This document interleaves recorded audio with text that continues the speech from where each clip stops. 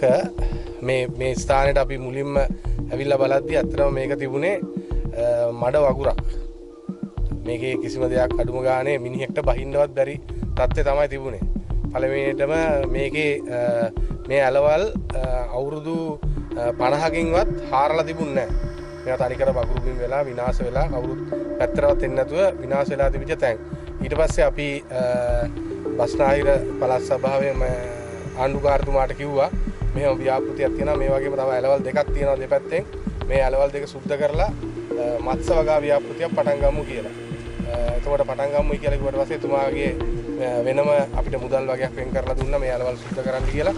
ඒකට SLR DC එකෙන් මේකට යාලාගේ වාහන ගෙනලා යාලාගේ බැගෝ යන්ත්‍ර ගෙනලා දාලා මේක ඔක්කොම සුද්ධ කෙරුවට පස්සේ ඉතාමත් හොඳ පරිසර පද්ධතියක් මේකට ඇවිල්ලා තියෙනවා. ඊට පස්සේ තමයි අපි මේ මත්ස්‍ය කර්මාන්ත ව්‍යාපෘතිය පටන් ගත්තේ. අපි කුඩා කාලේ අතරම මේ ඇලවල් වල බැහැලා නාලා ඉතාමත් මේ කෘෂිකාර්මික පළාතක් මේක. මේ හැම විරාජයේදී මේ හැම කුඹරක්ම වගා කෙරුවා. ඒ වගා කරපු අය දැන් මෙතන ඉන්නවා. ඉතින් මේක අපිට අවශ්‍යතාවයක් වුණා ක්ලීන් ශ්‍රී ලංකාවේ ඒ වගේම ජීවන උපාය සංවර්ධන ව්‍යාපෘතියක් වශයෙන් අපිට මේක අරයි යන්න. එතකොට අපිට මේක මුලින්ම අපි කූඩු ටික ජනතාවට නොමිලේ ක්‍රීඩා අපේ සමිතියට දීවර සමිතියට කූඩු ටික අරගත්තා. කූඩු ටික අරගෙන දීවර සමිතිය හරහා මේ කූඩු ජනතාවට බෙදලා දුන්නා. එතකොට මේකේ තිලාපියා මත්ස්‍ය තමයි වගා කරන්නේ. ඉතාමත් සාර්ථක වැඩසටහනක් බවට පත් වෙලා තියෙනවා. මුල්ම වතාවට තමයි මම හිතන්නේ මේ වගේ ව්‍යාපෘතියක් කරන්නේ මේ ඇලවල් වල කූඩු ආශ්‍රිත මත්ස්‍ය කර්මාන්තය කරන්නේ. ඉතින් මේකේ අතරම අපි දැන් මිනිස්සුන් ජනතාවට සමුද්‍ය අස්සසින වගේ දේවල් දෙනවා.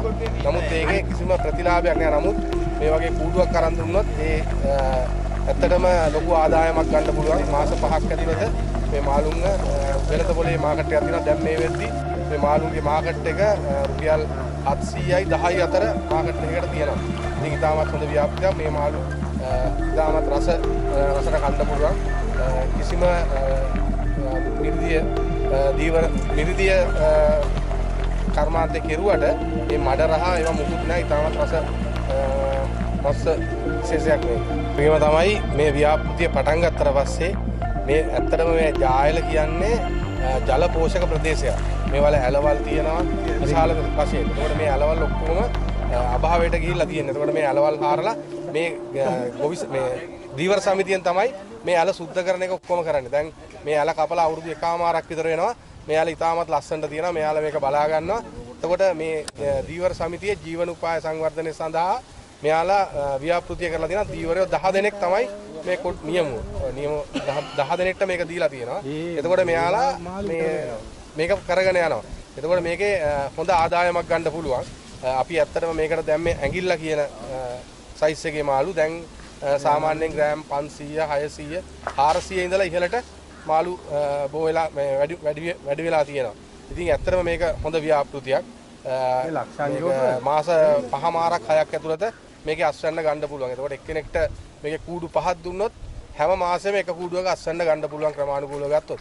ඉතින් මේක ඇත්තටම ගත්තොත් එහෙම මෙයාලා මං හිතන්නේ දවසකට වෙන් කරන්නේ උදේට කෑම දානවා, දවල්ට දානවා, හැන්දෑවට දානවා. සාමාන්‍යයෙන් කෑම දාන්න යන එක එක්කෙනෙක්ට පැය භාගයක් විතර යන්නේ. එතකොට පැය එකමාරක් දවසට වෙන් කරුවොත් තාමත් හොඳ ව්‍යාපෘතියක් මේක. මේක ඇත්තටම ජායල ආසනය ඒ වගේම ගම්පහ දිස්ත්‍රික්කයේම ව්‍යාප්ත කරන්න පුළුවන් හොඳ ව්‍යාපෘතියක් මේක.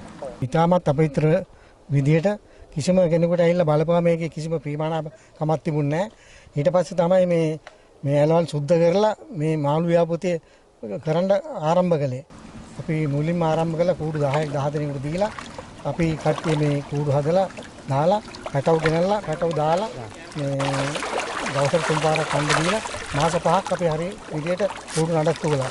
දැන් අපිට තේරෙනවා මේ මාස 5ක් යනකොට ග්‍රෑම් 500කට කිට් වෙන මාළු ඉන්නවා. ඉතින් අද තියෙන විලත් එක්ක මම හිතන්නේ රුපියල් 700 800යි 18ට යන්නේ. ඉතින් හරියට මෙයා කරගත්තොත් ඒගොල්ලන්ට සෑහෙන ආදායමක් ගන්න පුළුවන්. යපුතක් විදියට මම දකිනවා.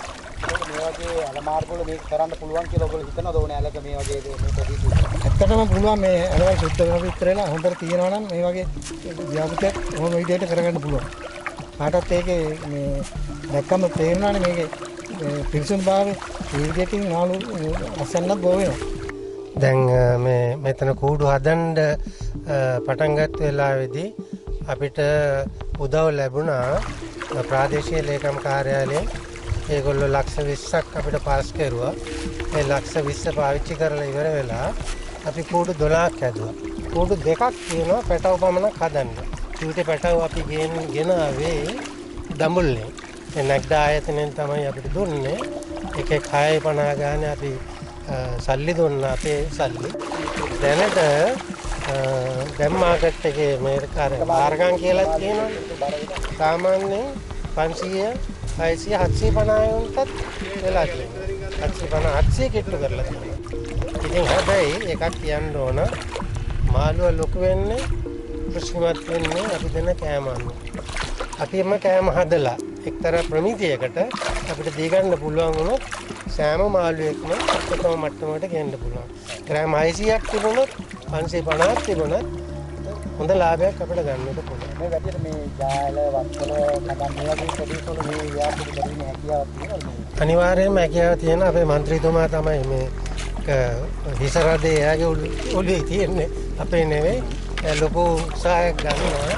ඔය කොටේ තියෙන මේ ඇලදොල ගංගා මේවා පිරිසිදු කරලා මේ ව්‍යාපෘති කරගෙන යන්න.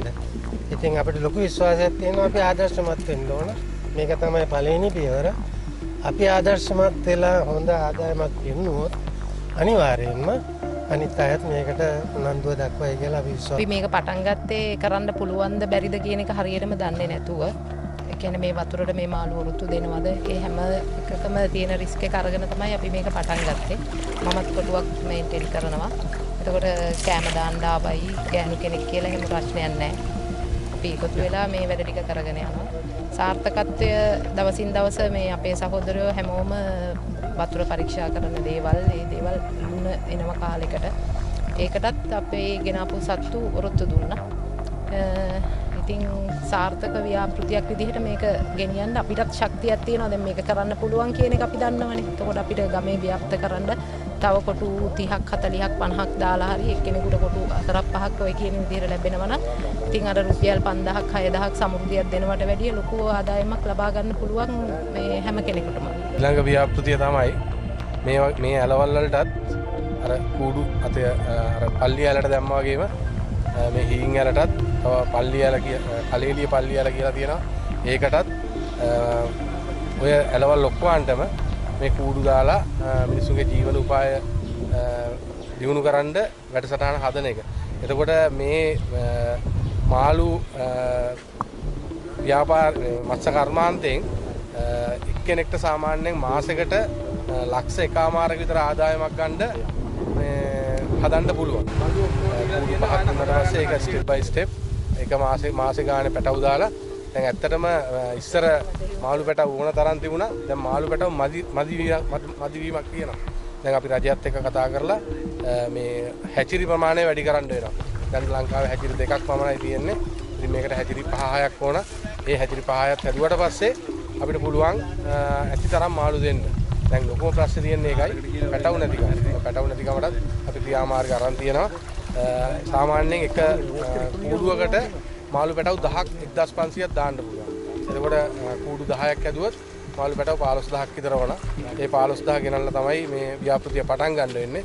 එතකොට මේකේ සාමාන්‍ය එක පැටියක් 6.50ක් වගේ වෙනවා.